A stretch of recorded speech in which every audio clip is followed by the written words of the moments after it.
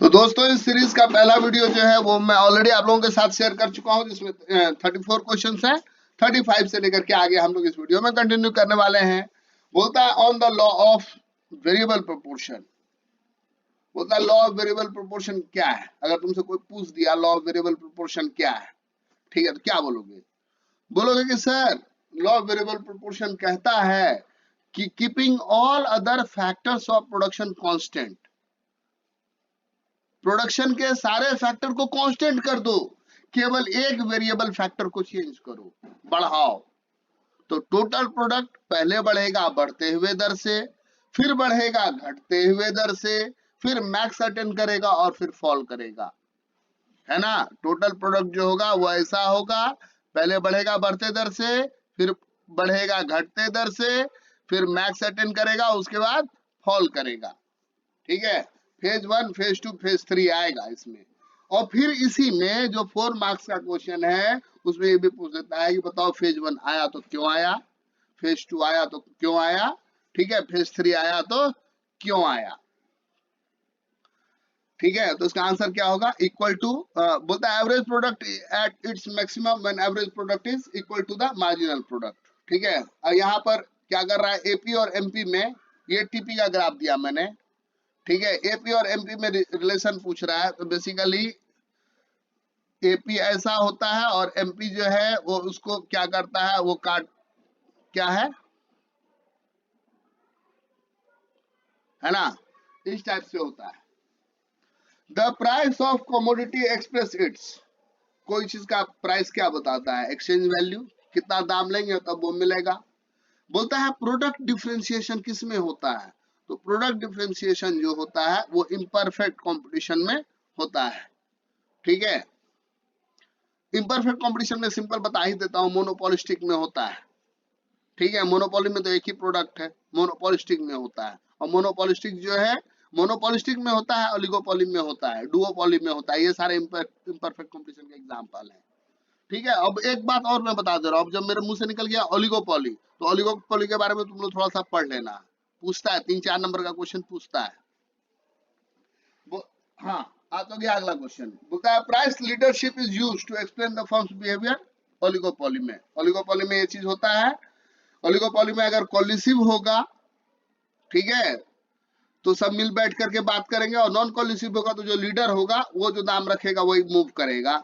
दिल्ली में देखो ना यार, नॉर्मल सा एग्जांपल, दूध जो है वो ओलिगोपोली का एग्जांपल है, ठीक है। 3-4 बड़े सेलर हैं, कंपनियों के नाम में नहीं लूंगा, एक ने बढ़ाया, ठीक है, बाकी सब बढ़ा देता है। देखते हो ना अखबार में नोटिस आता है जैसे हफ्ता वसूली टाइप हो, और एक एक महीने में 2-2 बार बढ़ा देते हैं और बढ़ जाता है दाम।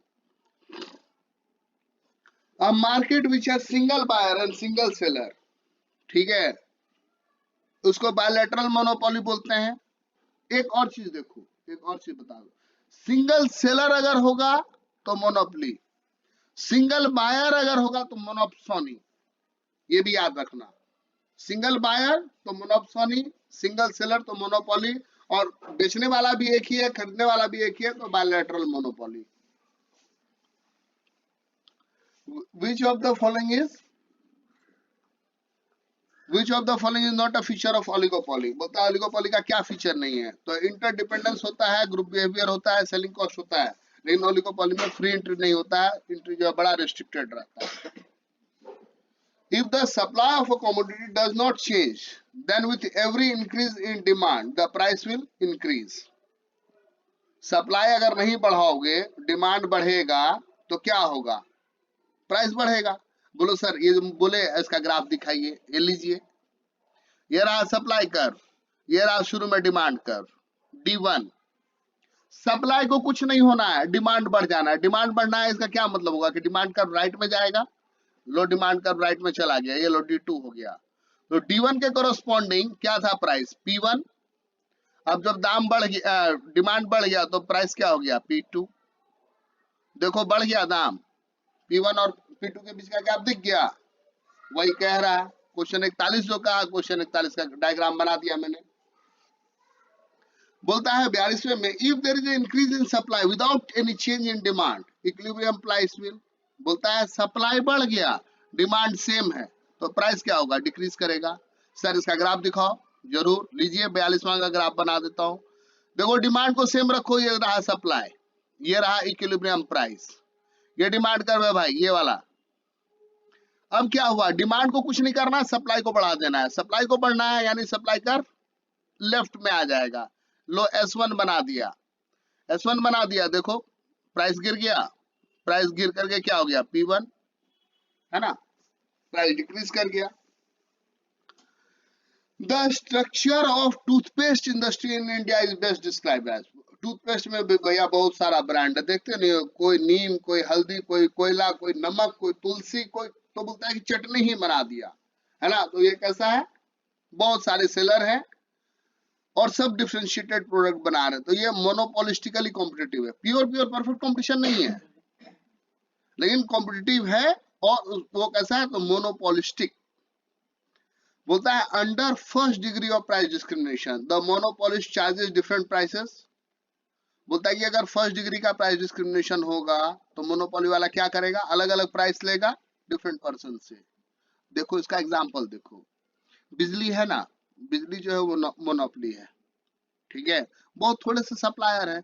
अब तुम जहां रहते हो, मान लो दिल्ली में रहते हो या जहां कहीं भी रहते हो, वहां पर कोई एक पावर ग्रिड है सप्लाई कर रहा है, क्या होगा, कमर्शियल का अलग रेट है, हाउस होल्ड का अलग रेट है। अब वही पावर कॉर्पोरेशन अगर किसी किसान को देगा तो उसका अलग रेट होगा। तो अलग अलग पर्सन से अलग अलग पर्पस के लिए सेम चीज का अलग अलग दाम, ये जो चीज है ये फर्स्ट डिग्री प्राइस डिस्क्रिमिनेशन हुआ, जो कि मोनोपोली में संभव हो पाता है।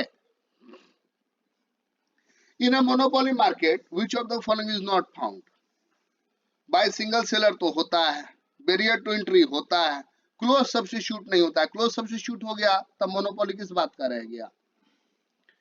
मोनोपोलिस्ट एवरेज रेवेन्यू कर्व, बोलता है मोनोपोली का जो एवरेज रेवेन्यू कर्व क्या होता है, लेफ्ट टू राइट होता है, ऐसा होता है। ये देखो मोनोपोली वाला का, ये 46वां क्वेश्चन का डायग्राम बना रहा हूँ, ये देखो ये है AR कर्व, ये है MR कर्व, सॉरी यार, ये AR कर्व जो है वो, ये AR कर्व, ये MR कर्व, और MR का फॉल का रेट जो होता है AR के फॉल का ट्वाइस होता है, left to right downward sloping. In long run perfectly competitive form, long run में भैया आप नॉर्मल प्रॉफिट ही कमा सकते हो, उससे ज्यादा कुछ नहीं कर सकते।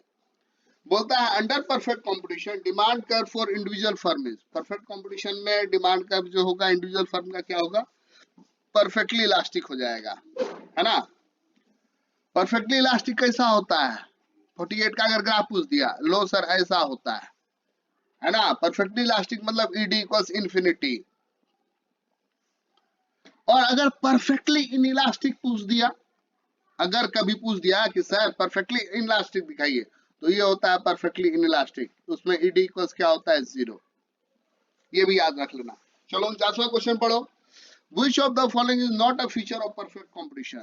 तो परफेक्ट कंपटीशन में होमोजेनियस होता है, फ्री एंट्री एंड एग्जिट रहता है, large number of buyer and seller होते हैं। इन परफेक्ट कंपटीशन में सेलिंग कॉस्ट नहीं होता है। Marginal revenue curve of a firm under perfect competition, तो बाय परफेक्ट कंपटीशन में ऐसा होता है, यही होता है MR कर्व, यही होता है AR कर्व, यही होता है प्राइस कर्व, और यही बेसिकली डिमांड कर्व भी होता है पैरेलल टू एक्स एक्सिस। अरे अभी तो बताया था, अभी बताया था ना परफेक्ट कंपटीशन में कि इक्विलिब्रियम का क्या कंडीशन होगा, तो MR कर्व को MC कर्व डाउनवर्ड से काटे, ये MR है और ये जो है ये MC कर्व है, ये तो बताया थोड़ी देर पहले। बोलता है टिपिकल बिजनेस साइकिल है कितने फेजेस, तो कोई भी टिपिकल बिजनेस साइकिल है उसमें 4 फेजेस होते हैं। Business cycle are contagious and dash in nature, international in nature, हर जगह होगा। 4 फेजेस होता है, पूछ रहा है तो सर 4 फेज कौन सा होता है, लीजिए बना दीजिए, सर्कल बना दीजिए। ये जो है ये बूम, ये जो है यहाँ जो जा रहा है ये हो रहा है रिसेशन, यहाँ जो जा रहा है ये हो रहा है डूम, और ये वाला जो फेज है ये रिकवरी। ये 4 फेज होता है, ठीक है। और जब होता है तो इंटरनेशनल ये होता है।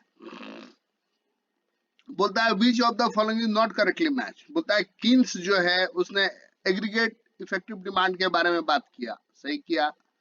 हॉथरे जो है वो प्योर उसने मॉनेटरी फिनोमेना के बारे में बात किया, सही है। सुमचर जो है वो इनोवेशन के बारे में बात कर रहा है, और पीगू जो है वो फ्लक्चुएशन इन्वेस्टमेंट की बात कर रहा है। तो भैया ये गलत बात है। बोलता है world economy suffered the longest deepest and the most wide spread depression in the 20th century during 1930 में। और यही 1930 है जब जॉन मिनट किन्स, ये वाला जो बंदा है, ठीक है, हाँ, इसने बहुत सारा कंसेप्ट सब दिया। ये 12th के इकोनॉमिक्स में तुम पढ़ते होगे। Which one of the following is an important character of business cycles according to Pigou?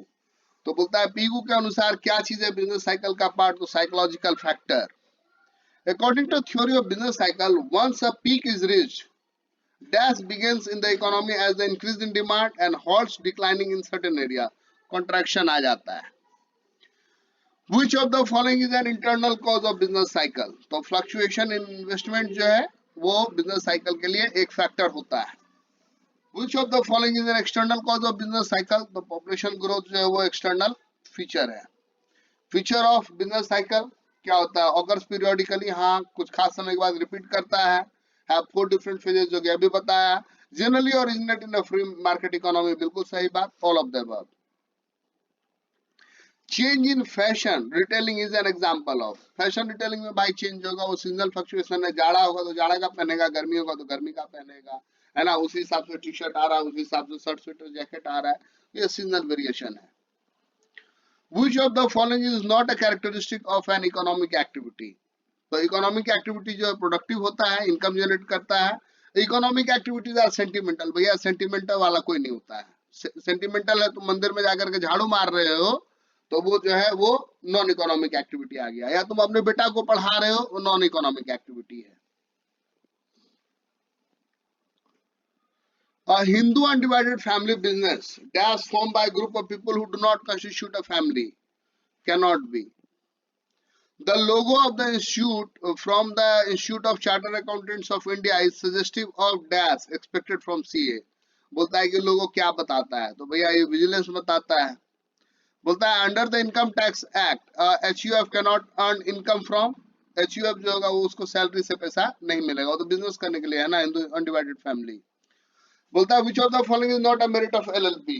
तो LLP जो है वो सेपरेट लीगल एंटिटी है, होता है। Designated partner should ensure control over compliance, ये फीचर नहीं है। बोलता है प्राइवेट कंपनी में मिनिमम डायरेक्टर कितने होंगे? तो 2 होंगे। विच of the following is not correct about business environment? तो बिजनेस एनवायरनमेंट जो है वो सिंपल नहीं है, हमेशा चेंज करता है, मल्टीफेसेटेड है, मल्टी डायमेंशनल है, और बिजनेस एनवायरनमेंट है तो कॉम्प्लेक्स तो होगा ही। Which of the following is an economic activity? हाँ, तो उसमें सेल्फ इंटरेस्ट रहता है। सोशल इंटरेस्ट के लिए तो कोई करेगा नहीं, सेंटिमेंट के लिए करेगा नहीं, सेल्फलेस के लिए तो कोई बिजनेस एक्टिविटी होगा ही नहीं। Dash are important in specific occurrences taking place in different environmental sector. तो events which environment affect the day to day business activities? तो माइक्रो लेवल की जो एनवायरमेंट है वो डे टू डे एक्टिविटीज में असर डालता है। An inherent capacity which an organization can use to gain strategic advantage over its competitor, तो इसको स्ट्रेंथ बोलते हैं, है ना। हम लोग भी कोई बिजनेस करते हैं तो उसका स्वॉट देखते हैं, स्ट्रेंथ, वीकनेस, अपॉर्चुनिटी और थ्रेट, स्वॉट एनालिसिस करते हैं। तो किसी बिजनेस का अपना कुछ खास गुण है, जो उसका वो खास गुण है वो उसका स्ट्रेंथ है ना। सोनी इरिक्सन तो भाई बहुत स्लिम बना लेंगे, है ना, ये उसका अपना स्ट्रेंथ है। Which of the following is not a part of economic environment of business? तो फैमिली स्ट्रक्चर जो है उसको कोई मतलब नहीं है। इन्वायरमेंट एनालिसिस हेल्प्स इन, तो इन्वायरमेंट एनालिसिस अगर करोगे तो आपको स्ट्रेटेजिक डिसीजन मेकिंग के लिए इनपुट मिल गया, वो आप थ्रेट को फर्म के एडवांटेज में यूज कर सकते हो। आने वाला फ्यूचर वाला जो अपॉर्चुनिटीज है उसको आप पहले पहचान सकते हो और उसके लिए सही से रिस्पॉन्स दे सकते हो। The term DAS is used to describe a framework for analysis of macro environmental factors, है ना। Pestel. Business environment consist of, business environment जो उसमें मैक्रो का भी एलिमेंट है, माइक्रो का भी है। विच of the following is an Indian state owned company? तो कोल इंडिया जो है वो ये है। HDFC का फुल फॉर्म मालूम है? अगर मालूम है तो कमेंट करके बताना। आईटीसी क्या हुआ? Indian tobacco company. सिप्ला तो दवाई की कंपनी है। Good food good life is the slogan of which company? ये नेस्ले का लोगो है। वॉलमार्ट जो है वो क्या है? रिटेलर है। Product and segment of Apple are क्या क्या है? आईपैड है, आईपैड प्रो है, मैकबुक है, दोनों। विच of the following is not an American multinational company? तो विप्रो जो है वो इंडिया का है, ठीक है। फेमा इज रिप्लेस्ड फेरा कब बना? तो 1999 में। फेमा का फुल फॉर्म मालूम है? Foreign exchange management act. फेरा क्या है? Foreign exchange regulation act.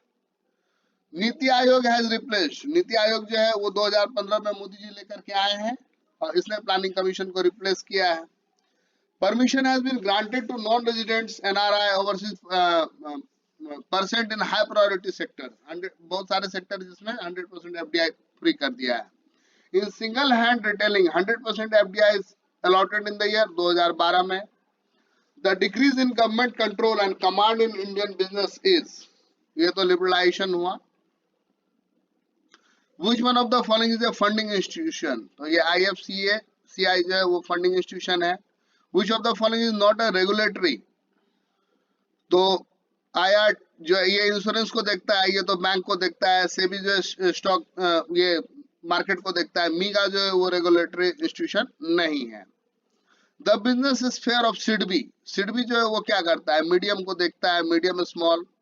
Small industries development bank of India, ये है सिडबी का full form. Dash represent the ratio of liquid asset of bank to meet liabilities and deposits, इसको SLR बोलते हैं, statutory liquidity ratio. Which is not true about bank rate? Bank rate is also known as discount rate, ये नहीं है। ये सारा जो लिखा है ये सही है, ये डिस्काउंटिंग रेट नहीं कहलाता है। The shares of a company that are traded on stock exchange are, ये listed stocks होते हैं। The dash is something that makes trade between two countries difficult and expensive। Barrier अगर होगा तो बाई ट्रेड नहीं हो पाएगा और इसलिए उसको कम करते हैं। The share of large, well-established and financially sound companies with an impressive record of earnings and dividend are called blue chips। ऐसा शेयर जिसका वैल्यू हमेशा बढ़ता रहे उसको ब्लू चिप बोलते हैं। आईपीओ क्या होता है? तो कोई कंपनी जब फर्स्ट टाइम अपना शेयर बोलता है तो उसको आईपीओ बोलते हैं। Charging a relatively high price for a short time for a new product, इसको बोलते हैं प्राइस स्कीमिंग। जब कोई प्रोडक्ट शुरू में लॉन्च होता रहता है ना तो कम दाम रखता है, उसको बोलते हैं पेनिट्रेशन प्राइसिंग। और जब लॉन्च हो गया, कंपनी स्टैब्लिश हो गया तो क्या करेगा? प्रोडक्ट लाएगा, उसका खूब हाई फाई दाम रखेगा, जो उसका बंधा हुआ कस्टमर वो खरीदेगा। ये जो चीज उसको बोलते हैं price skimming. Reduction in the price of goods given to encourage sales on cash basis, तो ये बाय कैश डिस्काउंट है। Assets that can be expected to turn into cash with in a year, उसको करंट एसेट बोलते हैं, जो एक साल में बिक जाए। आर्बिट्राज, आर्बिट्राज क्या हुआ? ठीक है, simultaneous purchase and sales of two identical commodities. Total revenue from sales which exactly equal to expenses incurred is break even point. अब ब्रोकरेज क्या है? तो ब्रोकरेज क्या है कि जब हम कमीशन देते हैं ब्रोकर को उसकी सर्विस के लिए शेयर वगैरह खरीदते हैं। तो दोस्तों यही थे 100 क्वेश्चंस। पहले वाले वीडियो में 34 हैं, उसके 34 से 100 तक के यहाँ है। चलिए, थैंक यू।